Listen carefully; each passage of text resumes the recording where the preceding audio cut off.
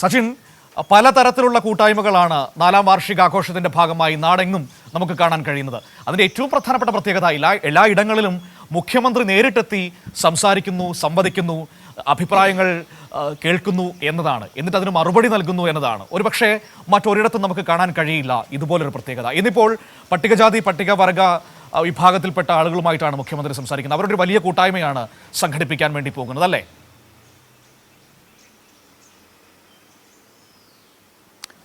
തീർച്ചയായും മനു, അതുതന്നെയാണ്. പാലക്കാട് മലമ്പുഴയിൽ വെച്ചാണ് പട്ടികജാതി പട്ടിക വകുപ്പ് ഇത്തരത്തിലൊരു സംഗമം വിളിച്ചു ചേർത്തിട്ടുള്ളത്. 1200ഓളം പേരാണ് ഈ സംഗമത്തിൽ പങ്കെടുക്കുക. ഇന്ന് രാവിലെ 8:30യോടുകൂടെ ഈ സംഗമത്തിൻ്റെ രജിസ്ട്രേഷൻ നടപടികൾ ആരംഭിച്ച് 10 മണിയോടുകൂടെ മുഖ്യമന്ത്രി സംഗമം ഉദ്ഘാടനം ചെയ്യുമെന്നാണ് അറിയിച്ചിട്ടുള്ളത്. മന്ത്രി OR കേളു, അതുപോലെ തന്നെ MP രാജേഷ്, K കൃഷ്ണൻകുട്ടി തുടങ്ങിയ മന്ത്രിമാരും ഈ സംഗമത്തിൽ പങ്കെടുക്കുന്നുണ്ട്. തദ്ദേശീയമായ വിഭാഗത്തിൽപ്പെട്ട പട്ടികജാതി പട്ടികവർഗ വിഭാഗത്തിൽപ്പെട്ട ആളുകളുമായി മുഖ്യമന്ത്രി നേരിട്ട് സംവദിക്കുന്നു എന്നൊരു പ്രത്യേകത കൂടിയുണ്ട്.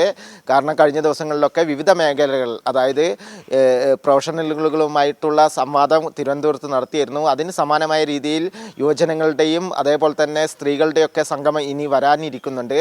അത്തരത്തിൽ അടിസ്ഥാന വർഗ ജനവിഭാഗങ്ങളുടെ പ്രശ്നങ്ങൾ കേട്ട് അത് പരിഹരിച്ചുകൊണ്ട് മുന്നോട്ട് പോകുക എന്നത് തന്നെയാണ് ഇടതു സർക്കാരിൻ്റെ നയം. ആ നയവുമായി തന്നെയാണ് ഇപ്പോഴും LDF സർക്കാർ മുന്നോട്ട് പോയിക്കൊണ്ടിരിക്കുന്നത്. അതിൻ്റെ ഭാഗമായിട്ട് തന്നെയാണ് ഇത്തരത്തിലൊരു സംഗമം പാലക്കാട് വിളിച്ചു ചേർക്കാൻ വേണ്ടി സർക്കാർ തയ്യാറായിട്ടുള്ളത്. അതിൻ്റെ ഔദ്യോഗിക ഉദ്ഘാടനം രാവിലെ 10 മണിയോടുകൂടെ നടക്കും. വലിയ രീതിയിൽ ഒരു പങ്കാളിത്തം ഈ സംഗമത്തിൽ ഉണ്ടാകും എന്ന് തന്നെയാണ് സംഘാടക സമിതി അറിയിച്ചിട്ടുള്ളത്. കാരണം 1200ഓളം പേരാണ് ഈ സംഗമത്തിൽ പങ്കെടുക്കുന്നത്. അതിൽ പ്രധാനപ്പെട്ട നമ്മുടെയൊക്കെ പ്രിയപ്പെട്ടവനായിട്ടുള്ള വേടൻ അടക്കമുള്ള ആളുകൾ ഇതിൽ പങ്കെടുക്കുന്നു എന്നത് തന്നെ പാലക്കാടിനെ വലിയൊരു ആവേശത്തിലാക്കുന്നുണ്ട്. മാത്രമല്ല, ഈ പരിപാടിയുടെ ഭാഗമായിട്ട് വൈകിട്ട് വേടൻ്റെ ഷോ പാലക്കാട് കോട്ട മൈതാനത്ത് നടക്കുന്നു എന്നൊരു പ്രത്യേകത കൂടിയുണ്ട്.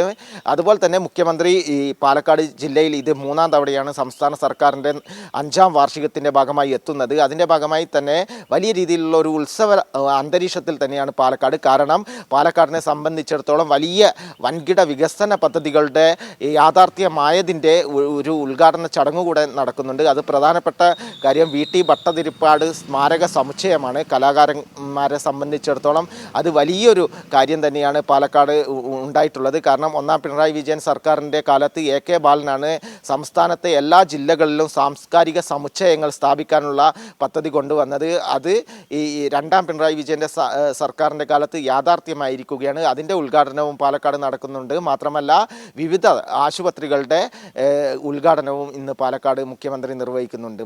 മനു.